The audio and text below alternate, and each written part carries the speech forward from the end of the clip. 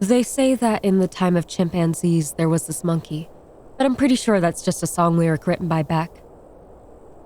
I think Beck would like it here, in Murderland. People ask to be killed all the time, or at least sign off on it and accept a huge amount of cash for their signature.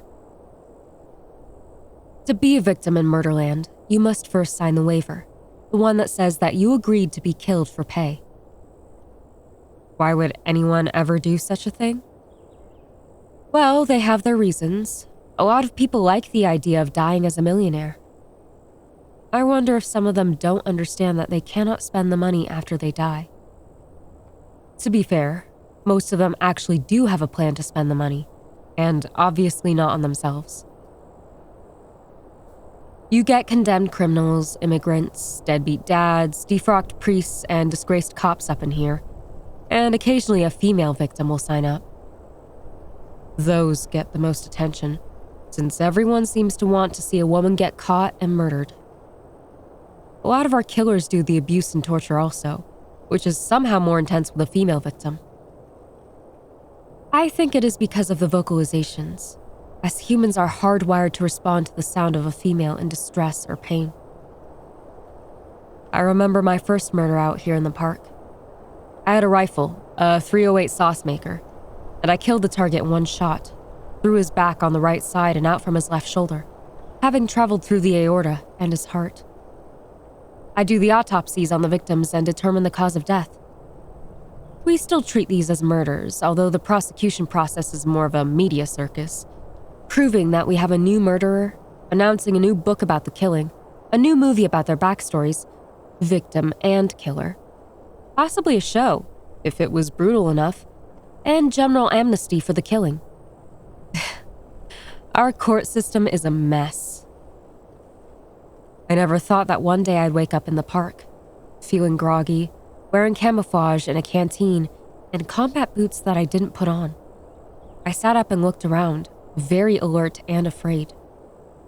We currently have 6 killers hunting in the park, and 2 of them are out of retirement, being particularly cruel towards female victims and taking many hours to torture and kill them. I was terrified. I didn't want to be murdered. What was I doing in the middle of the field? I felt like I was being watched, like millions of eyes were staring at my body, anticipating that I'd probably be stripped naked before being killed. I knew it was true, because the only people on the planet who didn't have some kind of access to the live feed, the international live snuff film, were the killers themselves. It was one of the few rules. The killers weren't allowed any sort of electronic surveillance, drones, or motion-sensing traps. They had to hunt me the old-fashioned way, by tracking me down, hide-and-seek style. My only hope was to make it to the exit. Outside the park were U.S. Marshals. If I could get to them, I'd be taken into protective custody. Unfortunately, there'd always be at least one hunter waiting near the exit. Nobody had ever escaped. I was gripped by terror. I was physically weaker and slower than the athletic men hunting me. I was unarmed, and if they caught me, depending on which one, I'd die very badly, or worse. I slowly stood up and looked around at the trees and rocks lining the field. The hunters didn't know where I'd be dropped, so they would check each drop site and look for my tracks. If I could somehow leave the field without showing which way I went, I might stand a chance. The tall yellow grass was bending under me as I walked towards the trees, leaving a clearly visible path of which way I'd gone. I was sweating in fear. Most victims were found within the first 3 hours. How long was I asleep on the ground? An hour, maybe?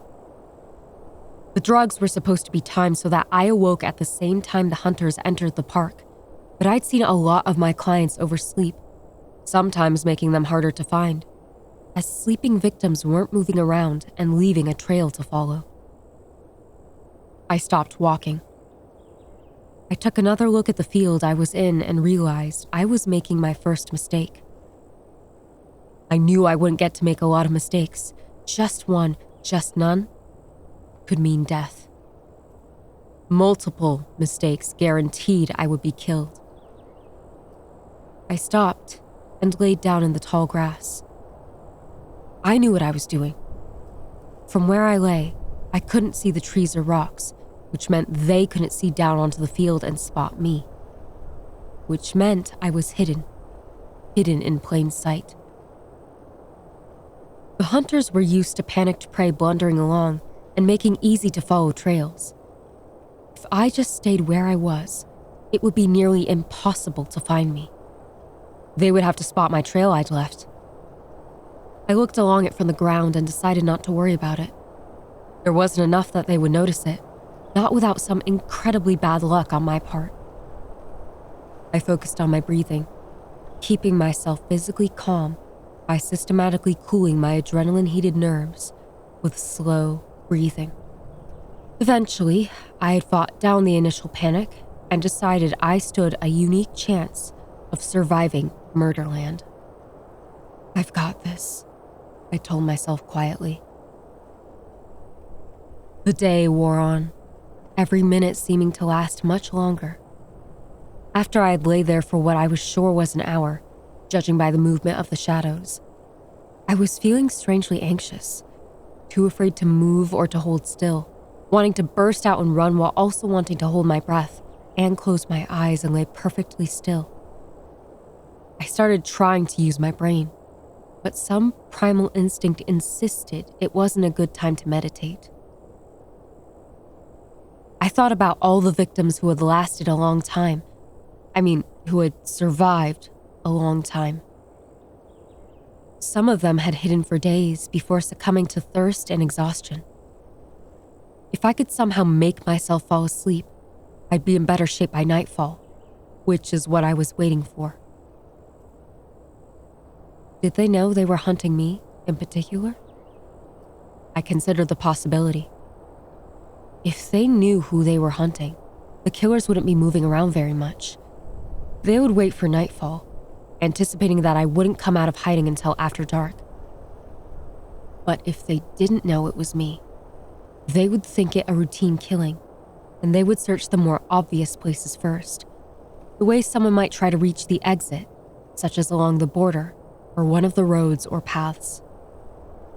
Anyone near the border or following a road or path would be very easy to spot and catch. You'd think the victims would avoid such an obvious ambush, but they get panicked and get tunnel vision for the exit, which has a sign that can be seen from any vantage point in the park. Don't panic. I think Douglas Adams says that. Don't panic. And it is incredibly good advice. If you panic, you're already dead. That's the deal. Another hour, and then another, slowly inching along towards the safety of darkness. The sun thought that we'd have a full moon tonight made me look up at the sky for confirmation. There it was, that most treacherous old thing in the sky, promising that I'd be well illuminated even after sundown. Well, the moon will also go down, I determined. When it was finally dark, I'd leave the field and head for the rocks.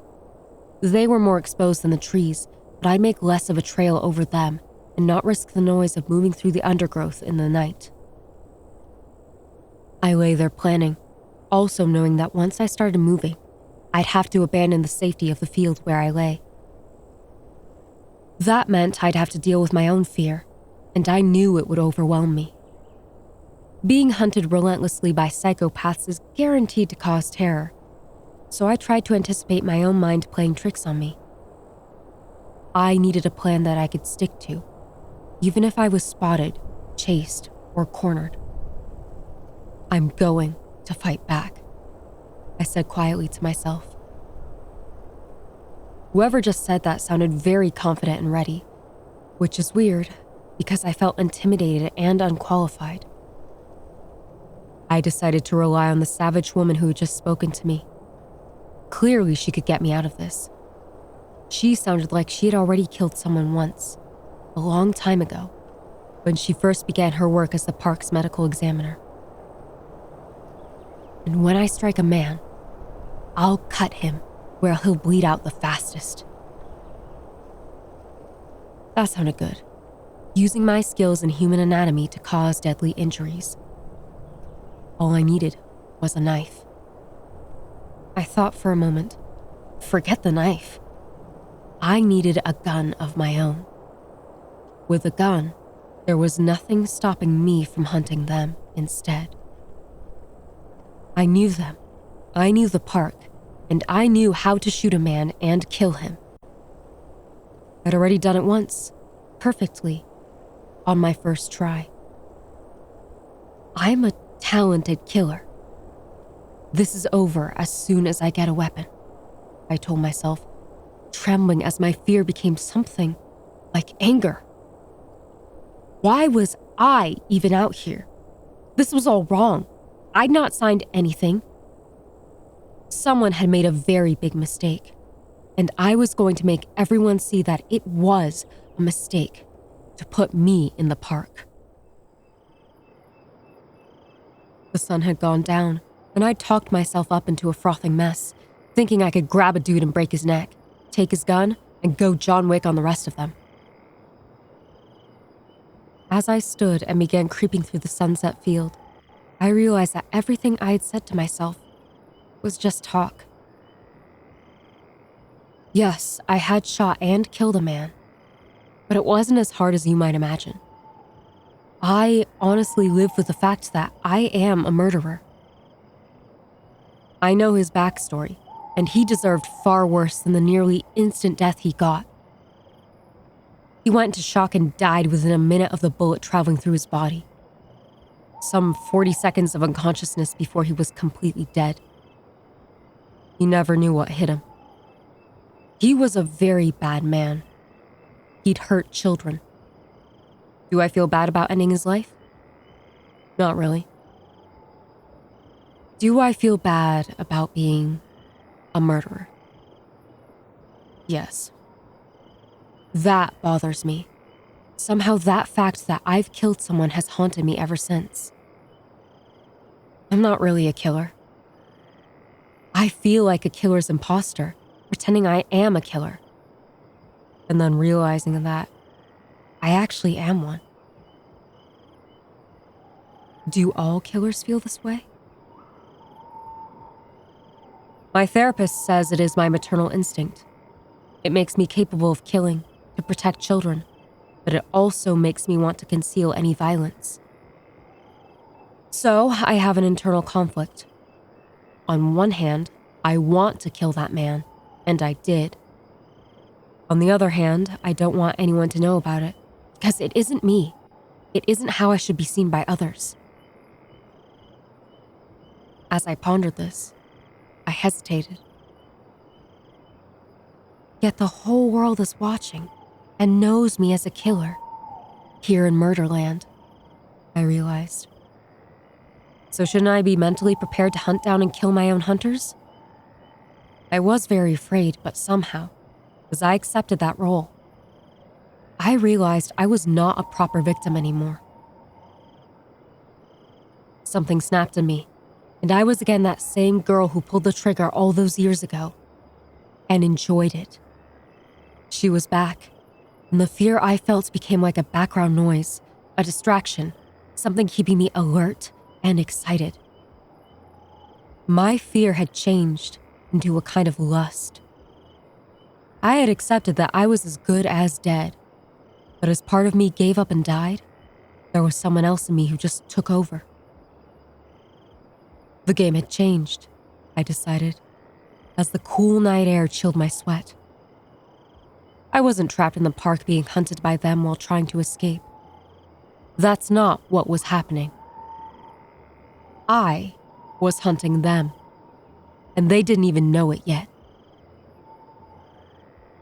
I'm not leaving. I'm hunting, I said. I felt the last rush of panic sweep over me as I changed course for the trees instead. Was I really doing this? Not running away, but instead, trying to hunt them back? I was. Or at least, she was.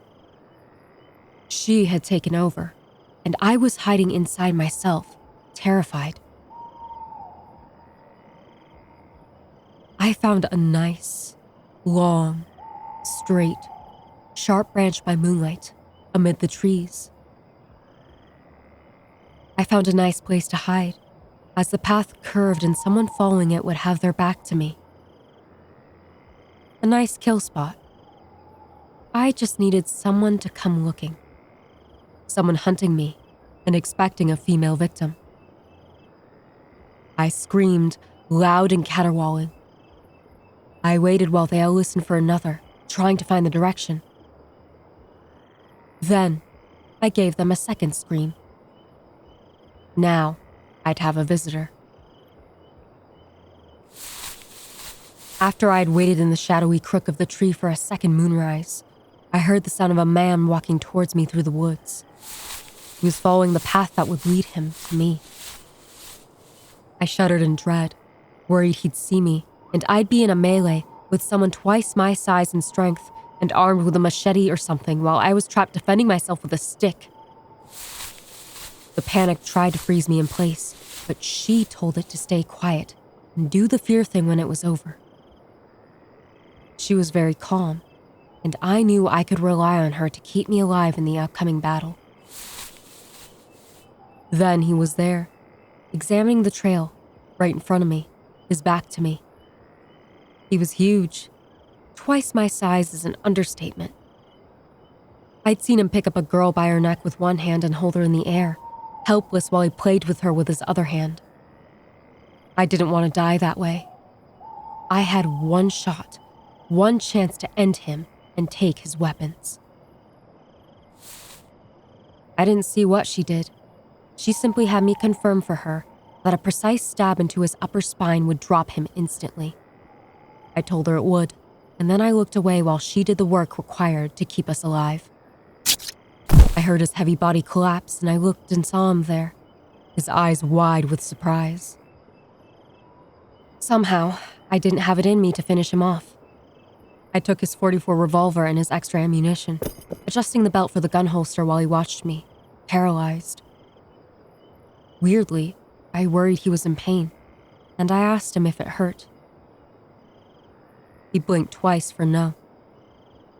I also told him I was sorry for that, but I really wanted to live, and this was the only way.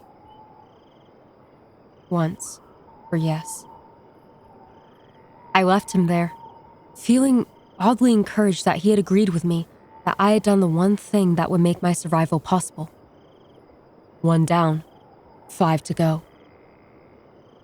They'd expect me to flee the scene, but I've heard spiders rebuild their webs exactly the same way every day. I waited, and soon another came. I shot him 4 times, and by my estimate, 3 of those wounds were fatal, so I killed him 3 times, but who's counting? I waited, but no visitors came calling. Morning was coming, and I wondered how the night had gone by so fast. I ate their food and drank their water, and found a place to rest. I managed to sleep there, and when I woke up, it was the middle of the day. I tried to fall back asleep, but something was out there. Something had woken me up. I had the gun fully reloaded and in my hands as I slowly looked around and listened. A twig snapped behind me, and I heard a whoosh and instinctively ducked as a hatchet spun just past my head and thunked into a tree. I turned in the direction it had flown from and fired 2 shots. I saw him through the bushes moving for cover and aimed in front of his movement, turning my feet with both hands on the gun. I let him have 4 more bullets, and one of them caught him in the chin. I reloaded and descended on him, and she was going to end him on sight, but he had his hands up in surrender, his shirt soaked in blood. "Please, don't kill me. I'll tie myself up, please," he begged. I wanted to live, but I told her to stop, and she obeyed. I'd have to live with myself if I survived this, and I could see in his eyes it wasn't a trick. He was finished. At gunpoint, he put on zip ties on his wrists and ankles, and with the barrel in his mouth, I took one hand off the gun and finished securing him. "You're very lucky I'm in a good mood," I said to him. "Good luck, Sindal. I hope you make it past the others," he said. I left him there, realizing I'd lost the advantage in that location. The others would sneak up on me, and I wouldn't be so lucky again. Did I mention that I don't really believe in luck? I didn't used to, but I think I was lucky in the park that day. I'd taken his water and noticed the handle was the length of a braided paracord. I suck at tying knots and making deadfall traps, but I'd seen it done, so I gave it a try. "These will at least distract them," I said as I completed 4 cheesy-looking traps. I waited where I could observe anyone interacting with my traps, with a fair line of sight for shooting, but probably not where they would notice me while they were worried about my traps. The traps were the bait. That evening, I took down my 4th customer. 1 bullet, 1 shot at close range from behind. I thought I'd shot him in the head, but I'd only grazed him. He was faking it, hoping I'd come closer, and I did, but the lack of a shattered skull made her stop and insist we not be stingy with our bullets. He heard the hammer click and tried to attack from his prone position, but the aimed gun's trigger was so much faster, and I pulled it several times, putting his insides outside of his body and ending him in flashes of gun thunder.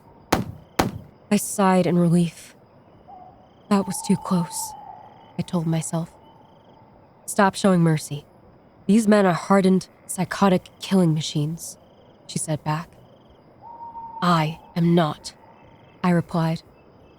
She said nothing. All night I shivered in fear, alone. She'd left me there to fend for myself. The darkness felt like it concealed them instead of me. When morning came, something was different. There were drones everywhere. I stood up and shot one out of the sky on impulse. I was impressed by my own marksmanship, as pointing the weapon seemed to be a natural movement, like my heartbeat had aimed and pulled the trigger in reflex. Something had changed overnight, both in me and the world around me. I climbed up a dead tree and looked at the exit. I was much closer to it than I had realized. Weren't there 2 more killers waiting out there? No. The exit was wide open, and they had erected a white flag near it. I could see the U.S. Marshals just outside the walls of the park, on the other side of the border. All I had to do was stroll across the meadow, and I would be home free. What about the others, though? With trepidation, I set out, looking over my shoulder, but the swarms of drones told me the game was over. Those wouldn't be allowed in the park during an active hunt. There were indeed cameras all over the place, and body cameras on all the hunters and all sorts of remote recording devices, watching the park from over the walls. But the one thing was no drones. Those would spoil the hunt and give away the positions of the victim and the killers. Drones did come in for a better view during tortures and the like, but never during an active hunt. I was good, right? I saw the other 2 killers on the wall, watching me leave. I saluted them, and they didn't respond. The game was called. They'd given up. I was being set free. "Miss Sindel Wyatt's? Your check." An attorney for the park handed me a large, thick check for $7 million. I accepted it and got into the back seat of one of the U.S. Marshal Blazers. A news reporter had broken through the lines with the crowds on the other side and rushed to the side of the vehicle and reached a microphone through to me. On some knee-jerk reaction, I raised my hands as if I still had the gun.